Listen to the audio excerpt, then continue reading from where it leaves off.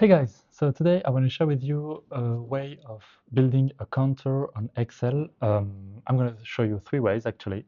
So let's get into it.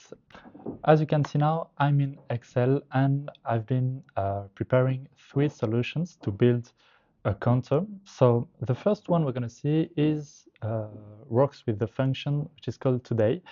And this can be very useful, small parenthesis, like if you have some invoice or offers or documents you want to have an automatic counter, so you don't have to write it by hand every time. So for the first one, function today, why would we want to use it as a counter? Because if I write in my cell like here today, you'll see it's gonna show me the date of the day. So the thing is, if I when I turn on Excel tomorrow on the same documents, it's going to show me the date of tomorrow, which is the 6th of September. So what we're going to do here is not so much of a number. We're going to go into the format cells to choose in which the customization, sorry, of the way my data um, is on my screen. So here you have the type, which is days, month, and years. I'm just going to change it and put the years first, and then the month, and then the day. With this option, what you can see is you're going to have tomorrow, it's going to be 2025-09-06. This is so practical because when you have documents which have this number in the name, this allows you to have the documents sorted automatically in your folder um, chronologically. Okay, like the document from yesterday is going to be right above the document of today. The small problem with this solution is if you have many documents a day, because if you have two or three documents the same day, your counter won't be updated automatically. I actually put this technique in a company where they were making orders once every week, so it was okay to have a counter like this.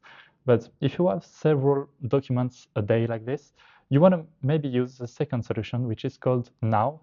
And if I use equal now, what happens is it's going to give me the day of today's day, and it's going to also give me the hour. This is very practical. So the same way as earlier, I can format it, and in custom, I'm going to put AA, month, day. Yeah, it's J because I'm kind of have a French settings all over the place, but it's DD in English. So days with hours and minutes. What happens here is I have my dates and my hours and my minutes, and you're gonna see now it's 15:42. So if I click at any other place, it's gonna be 42. So that's perfect. I can have several documents a day, and my counter is absolutely automatic. The third solution, if you want a counter which is manual and you want to be 1, 2, 3, 4, 5, and just have a button to click and you have the next number. We're going to use for this solution VBA coding. So don't be scared right away. It's in the developer um, emplacement here. I'm not going to stop today on how to activate this developer part, but how do you do that? Let's put a number in the cell I want. So here, I'm just going to put 1. Now, I'm going to put it in the center so it's more readable. I'm going to go into Visual Basic, and in Visual Basic, you have actually, you can put some module. So I'm going to insert a module, and we're going to code this pretty quick. You're going to see you just have to copy and paste this in your Excel after that.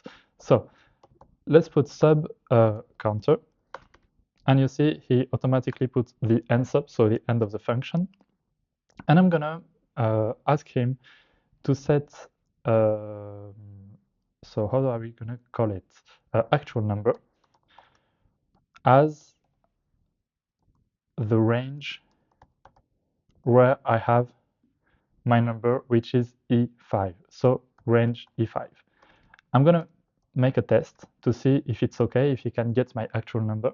So I'm going to put message box actual number and press play. And you see he just shows me 1. If I put 2, go back here, ask for 2, that's okay, but that's not what we want. It was just to test the thing.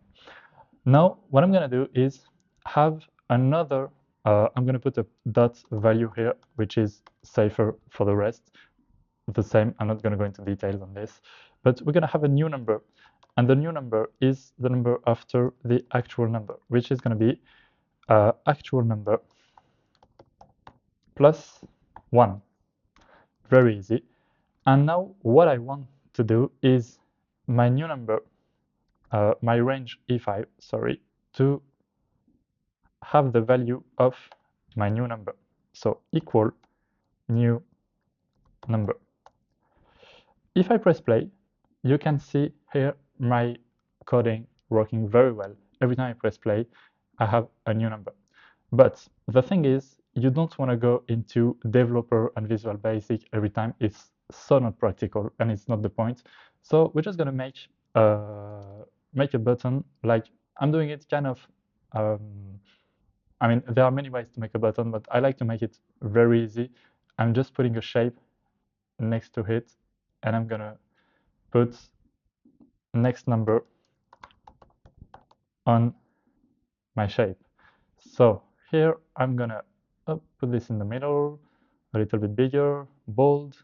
You can have a nice shape so people want to use it, same color. And if I click on it, of course, nothing happens. But what I'm gonna do is assign macro.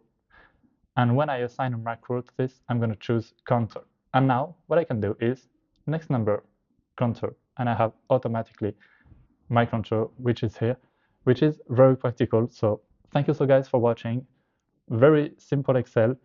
Follow, subscribe. We're on YouTube, so subscribe to the channel so you can see more Excel stuff and lots of other stuff about process. And I wish you a very good day and I see you later.